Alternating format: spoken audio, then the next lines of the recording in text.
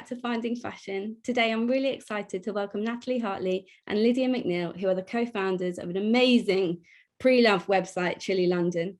Thanks so much for joining me. It's lovely to see you both. Our Hello. Pleasure. Hi. Nice to see you too. Yeah, great to have you on. Can you tell me a little bit more about Chillie London and what Chillie's all about?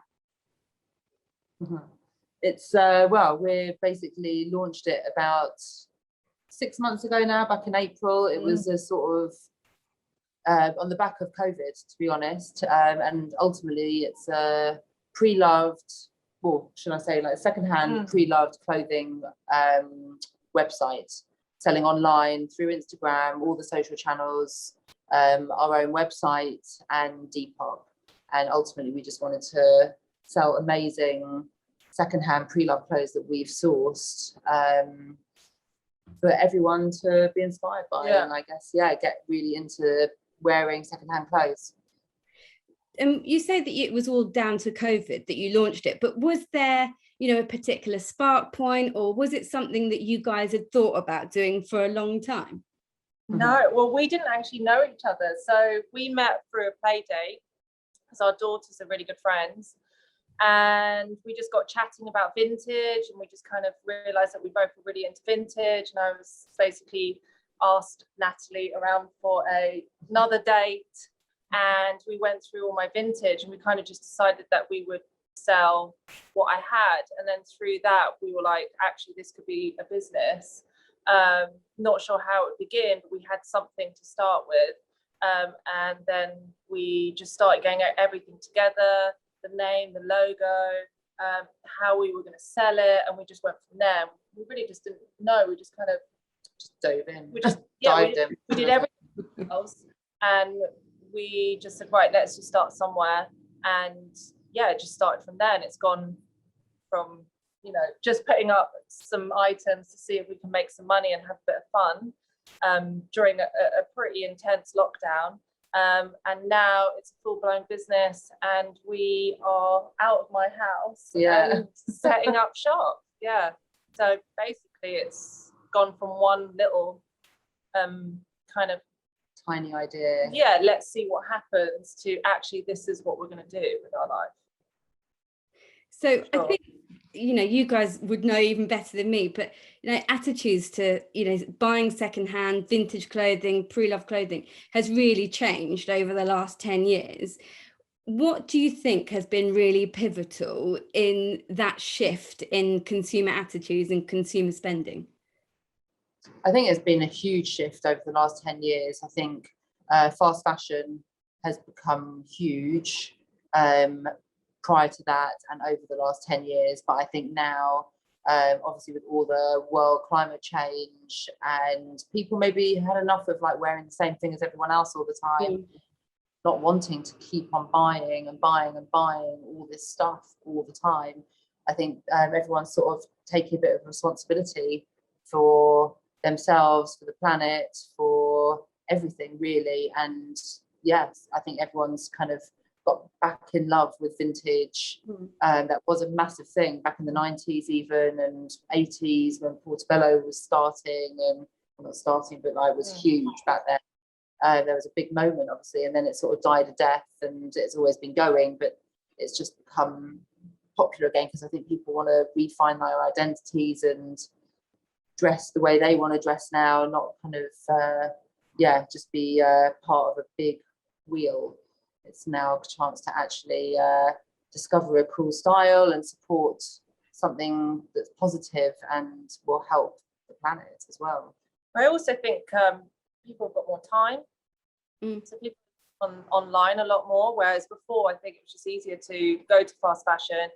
You needed a black top or an outfit, or, you know, there was always an outfit kind of selected for you. Whereas I think during COVID as well, people spent a lot more time on the internet. So, you know, the time that they can spend actually looking for these unique items is probably a bit more fun.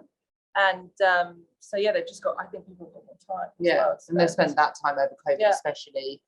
You've been reading and absorbing all the information that you've kind of got out there about what's going on. And also it's been watching people actually have fun with it. There's been loads of people that have like taking it and creating amazing things with stuff that they find in charity shops or eBay or whatever it is, Depop and places like ours, and yeah, basically find themselves again and realize you don't have to spend loads of money and you can still look amazing and enjoy it. Definitely. So do you think that there's anyone or any people in particular who are really spearheading and a really positive voice for pre-loved fashion right now, or anyone that you think, you know, that you guys really look up to in terms of vintage and pre-loved? I think there's loads of people, like we've obviously watched people over the years that we love that always wear and advocate vintage. There's new magazines that I think are really interesting at the moment, that are all trying to really home in on all the kind of vintage and pre-loved pieces, such as Display Copy in the States, and they've got some quite big names in the fashion industry, and they basically put out some amazing shoots and pieces that they've sourced on the internet for people to buy. So they kind of curate their own thing, but it's all sent out as a digital magazine as such. But some amazing people that shoot for them and make vintage look amazing, and it's all range of prices. Also, I love More or Less magazine that also are sort of spearheading that whole secondhand vintage sustainability angle. For me, they're kind of quite interesting products of what's going on out there. Lydia, anyone like that you look up to at all, or you think is really pivotal? Well, I mean, to be honest, I think more like community, seeing people around you. I mean, there's definitely the obvious people that are out there, and you know, you can name them, but actually I get so much inspiration from just people dressing up in the community. For me, it's watching all the young people really be very imaginative with their outfits and clothes and just dressing up how you used to dress up. Growing up though, I think, you know, I grew up in Portobello, so there was just so many people that you would look up to, and it was just my mum's friends, and they were all very cool. Everyone had a good imagination when dressing up. So I think, yeah, just really for me, it's more the people around me that I'm kind of looking up to, because they're just being so creative with the way they're dressing, especially younger people. You know, they really want something that's unique, and they're being so adventurous and exploring, and they don't care, like, you know, about body shape. They're, you know, they're quite empowered. So that outfit. So I'm actually really inspired by younger people, really, in around, just watching people just have fun, especially in Portobello. It's really fun watching people. There's a bit of a uniform, but everyone is sort of really sourcing that one unique piece. And I guess maybe Instagram is to blame for that. So as much as it's sort of like pushed out some negative stuff, but it also is a way of really, like, everyone wants to find that one piece to show off. I guess vintage is your only way to do that, isn't it? Because everything is a one-off ultimately. So if you find that, you can't really find that again. I think the amazing thing about, you know, Instagram and social media, and, you know, there's so much, you know, negativity about it, but like you guys say, like, it does mean that you can discover so many people's different styles. And I think for a long time, fashion was so London centric, and now you can find people from all over the world, like loads of different cities, that have styles that are like quite like unique to those different cities. Is there anywhere that you guys love to go to be inspired? Well, we've not been anywhere since the business started. So yeah, through Instagram, Australia, great. Loads of things. We just haven't been out there, but we are desperate to go out, because I think there's Spain has become very interesting to us. We want to really go out to America for I mean, America is the biggest. That's the biggest. That's where I've been. I mean, every time basically America, I think for us is quite major. Definitely. We just love all the, you know, the jackets, interesting, colourful leathers, and, you know, and the mohair. So, but even in Britain, because Britain's really big on mohair back in, you know, so it just depends. But I think England, yes, and America, but Spain and Barcelona has good parts of Europe, and even Scandinavia. There's so many places that you can kind of just go crazy at. I can't wait to, now that it's all to come, guys. We're gonna get exactly. So I want to talk to you guys a little bit about your careers, like before you started at Chillie. And Natalie, I'll come to you first, but you were really pivotal in working at magazines like InStyle, Glamour, and Sunday Times Style magazine. When you were working there, obviously there's so many skills that you would have developed that you've pushed forward to use within Chillie. What do you think are those skills that you really utilised on and called upon when you were thinking about all the, the brand voice for Chillie? God, so many things, I guess. I guess a lot of it is to do with maybe like layouts even, and visually what you like to look at, the impact that one image will have. I guess we're very highly trained in magazines to know what makes a really strong image and how you can sell something ultimately, because it's a tool for selling, and that's what we're trying to do here, is sell the piece in the best way. So yeah, I think visually that's been very important at Chillie, to have taken all of that stuff. So the ease of kind of finding pieces, and yeah, not kind of procrastinating too much over things. It's just like kind of, yeah, we know what we like. We had our vision. We've got a definite style about what we're both interested in. And I think, yeah, you learn to kind of develop that over years, so that you're finely tuned to what your taste is, I guess.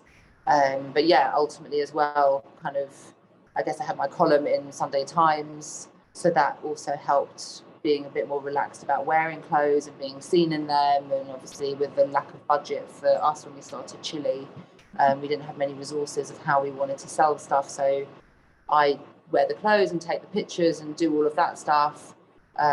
We style all the outfits together. That has also helped from years of having to pull shoots together, pick out your pieces. So we're both really good at kind of like, yeah, knowing straight away that's going to work with this colour, the colours that go together, and then also wording and how to sell the piece ultimately. That I'm not a writer, but you basically, you know, generally how to kind of piece things together. Communicating through image. Exactly. You know, communicating to the audience. Basically. Exactly. And that's what really you're trained to do. So that's been huge in kind of getting it off the ground. And you build contacts, of course, like you hope that people follow what you're doing and see where you end up. And we've had some really great support from people in the industry, so it's been really lovely. And Lydia, what about you? Having come from a slightly different side of the industry, what have you learned that you can put forward to things like, you know, learning about what your customer likes to buy, like their behavior, what's going to sell, like, because you're, as I understand, the vintage pro. Yes, and queen seller. Yeah, I think it's just being, well, one is quality. So we obviously look for things that we would wear ourselves, and you know, we wear these clothes. We're not trying to sell you something that we wouldn't wear ourselves. And when we buy it, we kind of talk through what we would wear it with, or we suggest what would look cool, and we do that for our customers. Whenever we're buying something, I think we imagine ourselves wearing it, and then, you know, obviously we want our customers to wear what we want to wear, so, or in a different way. So everything that we buy, we really do consider whether we would wear it ourselves and how it worked and the quality, and yeah, if we think it's really cool.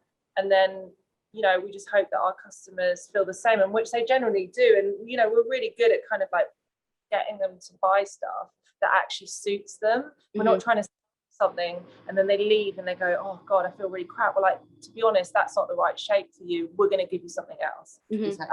That's what you've learned over the years as well, isn't it? How to just listening to what people want and their body shapes. Like one thing, you know, is that we're both really good at is complementing someone's body shape. We're all so different that we want to give you something that's going to make you feel really good every time you put it on. You know, everyone has that one jacket that they love, and they just, every time they put it on, they feel amazing. And that's what we're trying to sell. Yeah.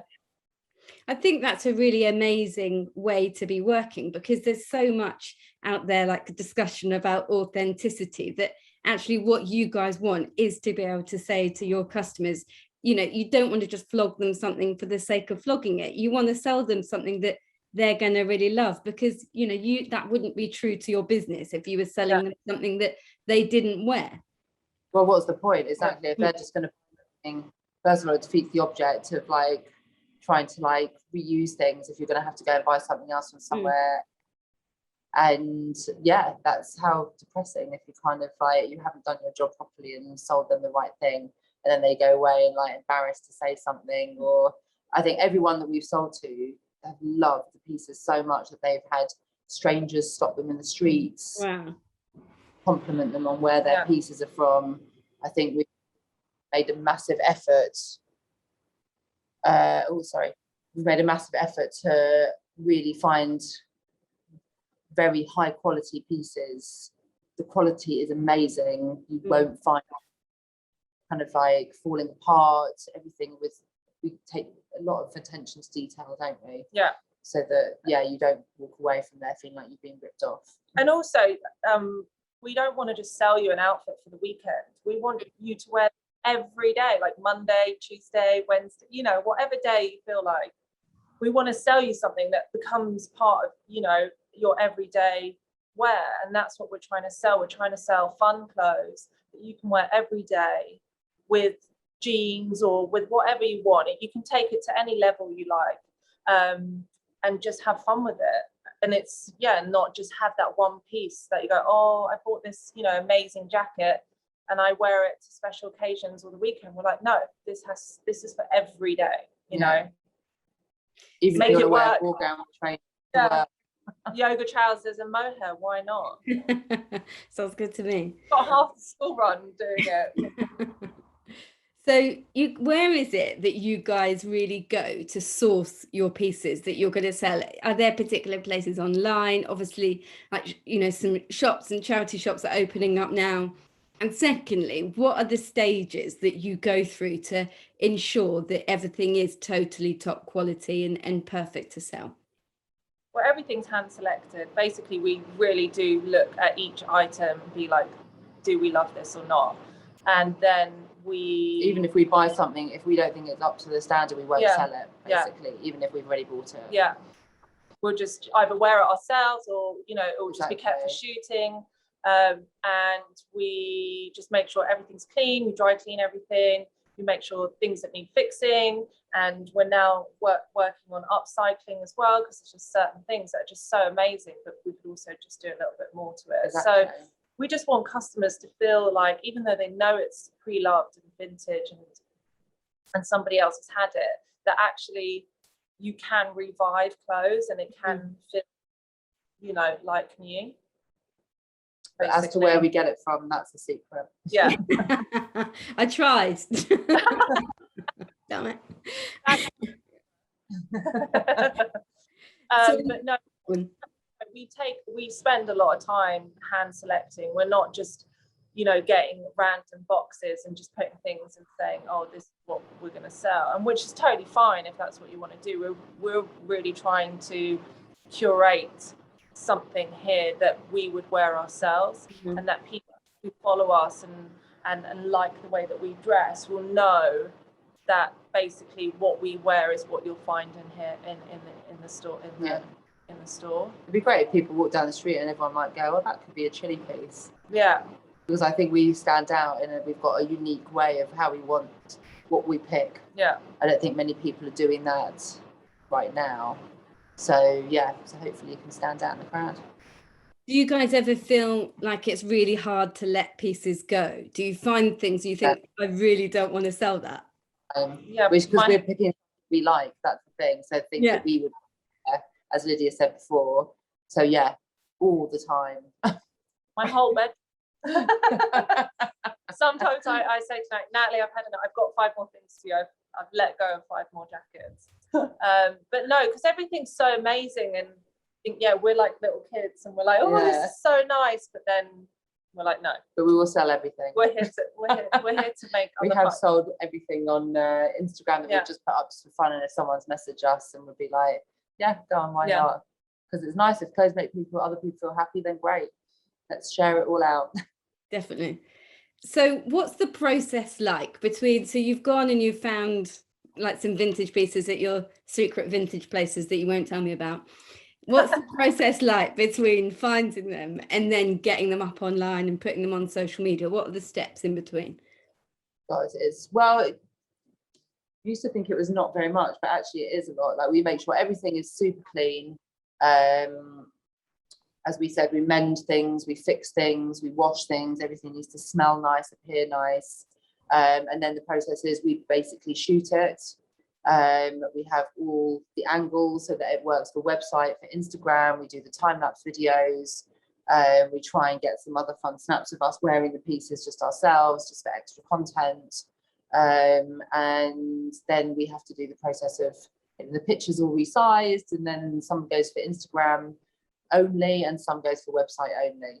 And then you use all your images to then put out for stories and promote it as much as you want. So that's basically beginning till end. But we do most of the work ourselves. So I mean, we have very few people that we get to help us because we're just not at that stage yet. And also we quite like being hands-on. We're very hands-on. There is nothing we both won't do. Mm-hmm. And also we always talk about other people wearing our stuff or showcasing, which I think is as important. But if you want to promote your business, you have to promote it from yourselves. And I guess everyone support you because they see that you're excited about it or that you love what you're doing. It has to really come from you first, I guess. So alongside your website, you also sell your collection, as you mentioned, on Instagram, but you have got your own Depop shop as well. Yeah. Why do you think it's been particularly beneficial to be able to sell on all of those different platforms? They're all important. They all target different people. We want to sell one. We don't necessarily need to have a fixed age or personality or type of person. So all those different platforms sell to all different types of people. Mm-hmm. So you just got to get your name there as quickly as possible. Depop was easy at the beginning because we didn't have a website. We didn't have money to start a website. So that became a natural way of doing it. Instagram then afterwards, and then website. But we're open to selling everywhere. We don't really, it's not about, we know our brand, we're creating the brand, and then the brand can go wherever it needs to. We're also giving people inspiration, even if they can't, even if they don't want to buy from us, or maybe our price mark is too high.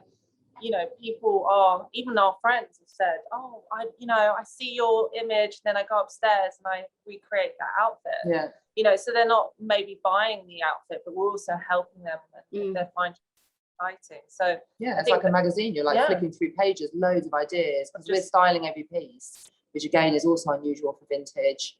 Everything comes with an idea.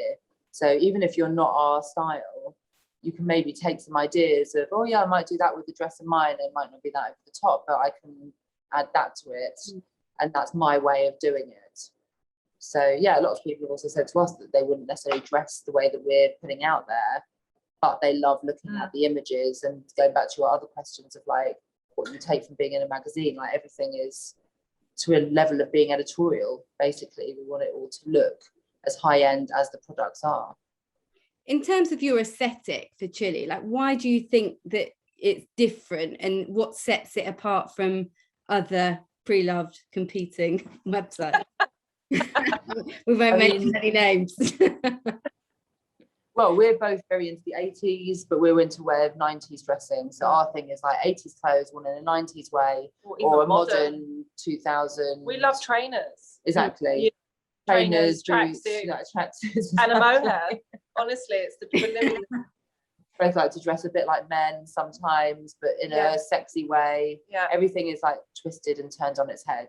So it's girly, but we'll wear it with a man's jacket. Do you know what I mean? So yeah, so our style is basically how we are as people. Yeah, it's not fixed. We just mash up all the vintage that we like. There's there's 80s, 90s. There's some 2000s. Even there's some 70s that we really into. We wear it of like Nikes and your old Levi's. Yeah, or whatever. We're just Adidas tracksuit bottoms, whatever we feel like. So I think we wanted to. Sorry, we just wanted to go out there, and not that there's anything wrong with like wearing plain colours. I do that myself too. I'm always in black or grey or white or whatever. But I think to be a bit loud and bring back that sort of fun party let's get dressed up again feeling is what we want to be doing. We want people to be noticed for themselves, not even just for other people, but just that you feel amazing in that piece. And it might be something you might never have tried, but you can throw it over your leggings and still feel really good. You don't have to change your whole look. That's what we don't want to do. We don't want people to suddenly feel like they're being in fancy dress. We know that you just stick on your leggings, stick on one of our coats, and you'll look amazing. Yeah, so we're not fixed. I think we're different because we're not fixed in one style. We're not street. We're not, you know, just 90s. We're not just America, LA. You know, we're not trying to just do punk. We're basically just like, we're not a fixed style. And I think when you scroll through, you've got lots of different ideas of how you want to dress. Because some people, I like dressing up, you know, different eras all the time. Just kind of like dressing up. So I think that's we're different. We're not a fixed time. Yeah, but we are inspired by times. Yeah. I think that's really important that you said there that you're not fixed, because actually fashion does evolve all the time. Do you feel that, you know, looking at your style but also looking at Chillie's style, do you feel like since you've launched it's evolved at all or changed with you? Yeah, definitely. We were talking about that today. Even since we probably met each other, that both our styles have sort of changed or developed or just been, you're just open to, you're seeing so many things. That's the thing, when you're in this sort of business, you see so many things, and so the ideas are just like constantly there. And why not, like, when you're surrounded by all this stuff, why not try it out and like change your look a bit and take a chance and have the confidence to not be scared to put something different out there. I think everyone's so fixed in having to be a certain way and a certain look, and it's like, this designer is styling it like this, so we all need to like be like this now. You can be like that for one day, but then you could go totally the opposite way the next day, and that's okay. Do you know what I mean? You don't have to be so defined by this particular look all the time. You can experiment and put yourself out there a bit. So you guys, you mentioned earlier that you actually came together from a play date, which is amazing, but you came from quite different sectors of the industry, both as stylists. How do you think that the business is benefited by having you guys work together? Do you divvy up tasks? Like, do you both have different strengths and skill sets? Like, how does it work like that? Generally, we do everything together. Yeah, we do have different skill sets to a certain point. Yeah. But ultimately, everything is done together.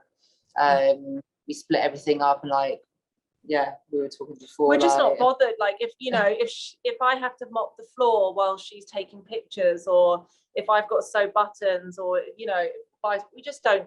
We don't mind. We just say, this is the list of things that needs to get done. We both are happy to get our hands dirty. We need to make the business go, so we're not going to be precious.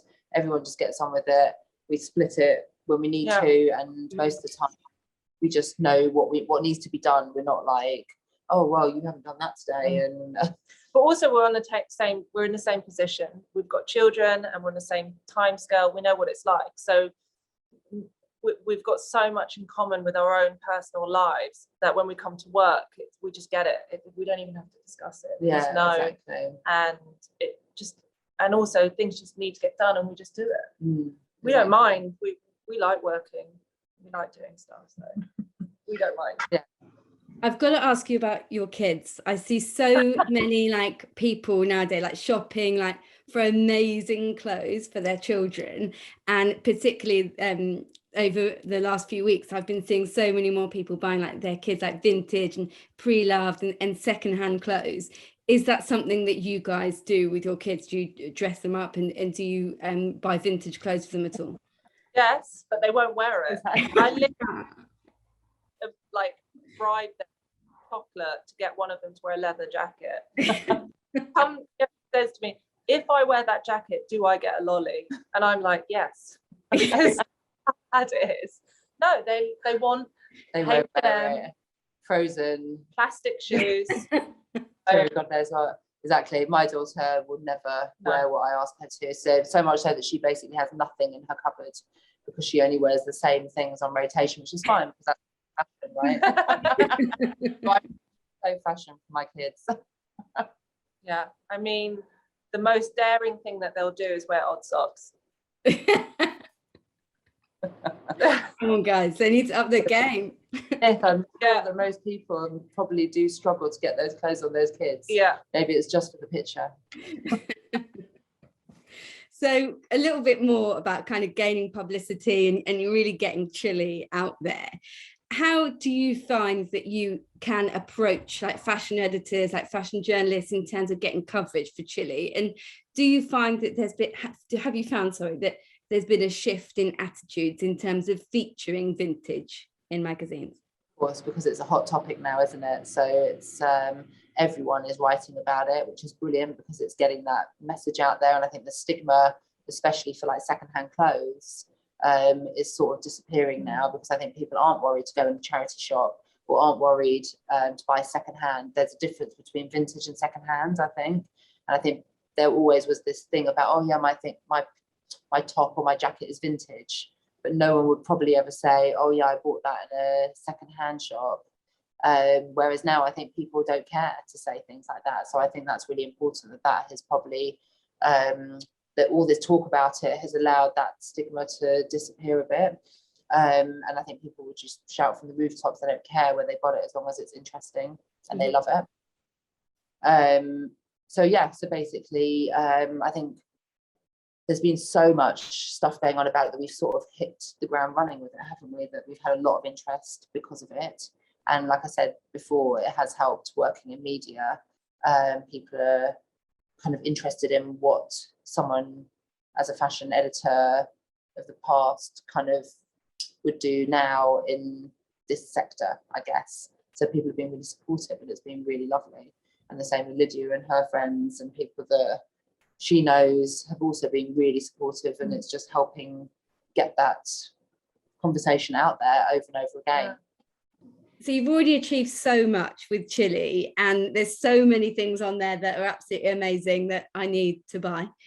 What is next? Like, what can we expect next from Chillie?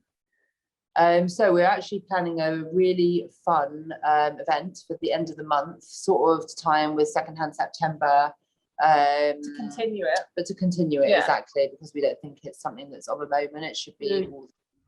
And we're working alongside another amazing women-run business called Make New, and they do exactly that. So you bring them your pieces to make new: denim, mohair, knitwear, leathers, anything that you kind of have old. So we're going to basically do a really cool pop-up